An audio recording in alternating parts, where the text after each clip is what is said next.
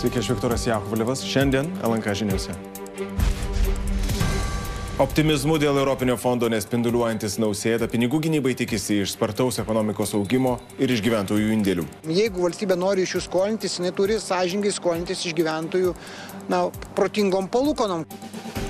Sankcijų pažeidinėjimo kaina. Muitinė konfiskavo net 17 vilkikų ir dar 14 puspriekabių iš įmonės, kuri įveždavo prabangius automobilius į Rusiją. Donaldas Trumpas nori ilgam laikui perimti Gazos ruožą, iškelti palestiniečius kitur, o teritoriją paversti artimųjų rytų riviera. Ir bus sukurta tūkstančiai darbo vietų. Darbą turės kiekvienas, ne tik tam tikri žmonės.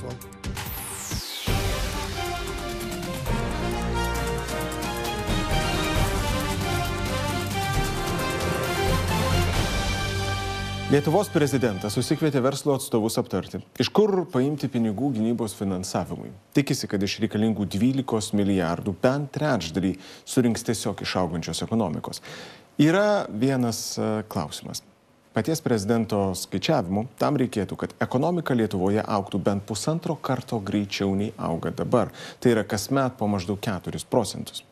O kol verda diskusijos dėl prezidento siūlymų, vyriausybė ir finansų ministras tyli. Tvarkingai surikiuoti verslo atstovai